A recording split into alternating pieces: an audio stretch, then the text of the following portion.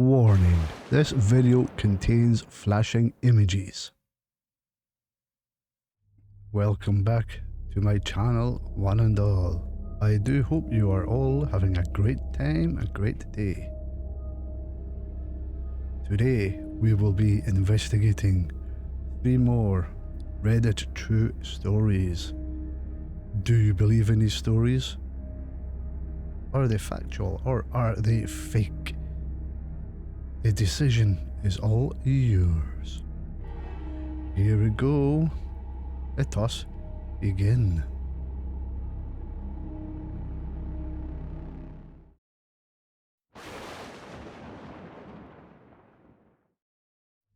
My childhood friend.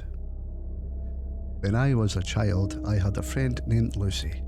She was a neighbourhood girl who would come over to my grandmother's house, which was where I lived at the time. There was a park by my house that had a deep creek next to it. I couldn't swim, so always had to have an adult with us when near the creek. Lucy was always a toxic friend, but I didn't know. She would always threaten to stop being friends with me or stop talking to me if I didn't do what she wanted. She would also always say that she deserved my toys and my family and friends more than I did. I didn't mind this, as I had a hard time making friends, and Lucy was one of my only friends. One night Lucy came over and she said she was bored and wanted to go to the park. I told her my family was in the backyard and we had to have an adult with us to go, but she said she would leave and never come back if I didn't go to the park with her. I followed her and we went to the park. She walked right past the playground equipment to the creek, and I asked her what she was doing. She said she wanted to swim, and I told her I couldn't swim, and she called me a string of hurtful names, including weak, stupid, and an awful friend. This really hurt my 5-year-old self, so I started crying. This made her even angrier, and she told me something I'll never forget. "You're an awful child. Your family deserved me, not you." I was so confused and sad that I just ran home. I never saw her again, and I just thought she was so angry she never spoke to me again. Now, about a year ago, my family was talking about my many imaginary friends, and my mum said my friend Lucy really creeped her out because she was supposed to have a daughter before me, who they wanted to name Lucy. My mother had a miscarriage and Lucy was never born.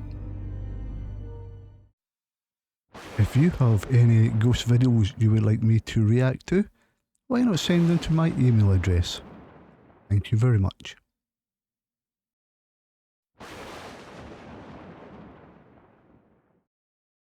Not sure what this means. When I was 14, I walked into our dining room. My little sister 8 was standing partially concealed by curtains. I spoke to her and she turned. She was not my sister. The girl was holding a black cat and smiled at me as if she was waiting for me to say something. She then disappeared.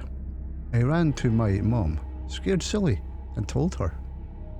My mom is very open to unexplained stuff and never panics.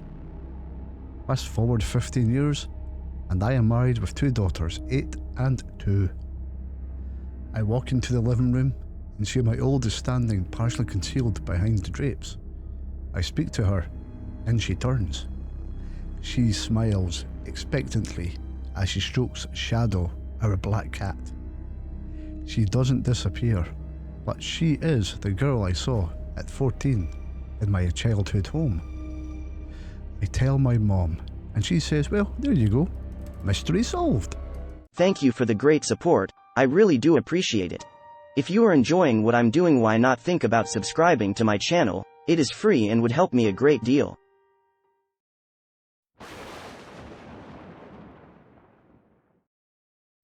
Reaper in the Woods. This happened about 13 years ago when I was a sophomore in college, attending a liberal arts school in Suffolk County, New York. Within the first month or two of freshman year, I had found myself in a very tight-knit group of fellow theatre geeks, 6 guys, myself included, and 1 girl.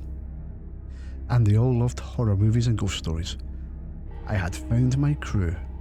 Freshman year was tough, but we all held each other up and made the whole experience more enjoyable for one another. At the beginning of sophomore year, we decided that in October, as the Halloween season was ramping up, we would find a creepy wooded spot in a nearby town some night and scare the crap out of ourselves. We did some research and found that there was a particularly isolated area around 30 minutes away, infamous for paranormal sightings. Perfect. The 7 of us split into 2 different cars and headed out into the night. Allow me to set the scene. You turn off a busy main road, flooded with strip malls and restaurants and whatnot, and you are almost immediately greeted by complete darkness. Again, this area was very heavily wooded. It was essentially a large web of winding roads surrounded by trees.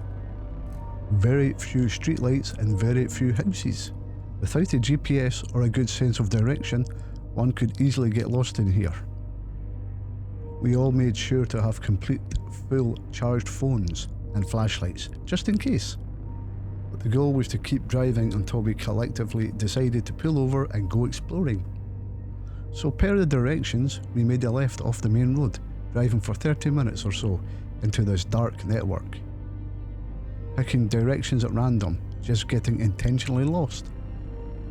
Our cars made a turn. To our surprise, there was a huge log in front of us. We had reached a dead end of some kind, with nothing but trees beyond it. We all got out to see what exactly this was. Stepping over the log, I noticed 2 narrow trails leading in different directions. This seemed like as good a time as any to grab our flashlights and do some amateur ghost hunting. We flipped a coin and set off the trail to the right. The trail was so narrow that we had to walk single file to avoid getting whacked by branches. For whatever reason, I ended up in the back. I'm usually pretty rational and level-headed, but I have to say the further we went in, the more I was overcome with an uneasy feeling. I kept hearing sounds deep in the woods, unable to shake the feeling we were being watched. But I seemed to be the only one who heard these things, so I shrugged it off as my imagination. And in any case, the whole point of us being there was to get scared, not to mention the fact that we were 7 able-bodied college students. What would we come across that could take us down? We headed down this trail for about 20 minutes. And just when I thought it would never end, we came to a massive clearing. And I mean massive. It was large, open field of unkept grass. Comparable in scope to a golf course, but not nearly as well manicured. Trees surrounding the entire field, which was so large you could not see the end of it from where we were standing. I was so thrilled to get out of that narrow trail. I don't think any of us were expecting to find an area so vast. One of us looked to right and said, "Hey, check that out." We all turned, and there was an old, dilapidated house several hundred yards away. The house was completely dark, with no cars or signs of anyone actually living there. We walked over and shined our flashlights at it, and it's sure enough, the windows and doors were all boarded up. I managed to peer through the boards on one of the windows, and what I could see was an old white couch covered in plastic, but an otherwise empty room. Whoever used to live here, they were long gone. Because there was no way in, and because we all felt sufficiently creeped out by the house anyway, we decided to walk closer to the trail we had come in from. Have a seat in the field, and figure out where to go next. We walked towards the narrow trail.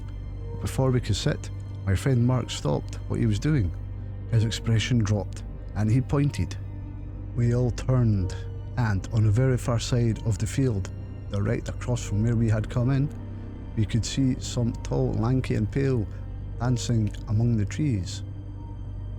And by dancing, I mean it was skipping around, grabbing a tree, swinging around it, and then doing same to another tree. Basically, a doozy do. The moon was so bright and the woods so dark, it actually looked a second for us to really understand what we were looking at. Jay, the 6'4" skeptic of the group, wasn't seeing it. I leaned in to him, pointed in that direction and said, "Jay, look where I'm pointing. Don't you see that?" He squinted a bit, and the second he saw it, he gasped with everyone he had. Clutched my arm and whispered, "What the F is that?" What happened next sent shockwaves through all of us.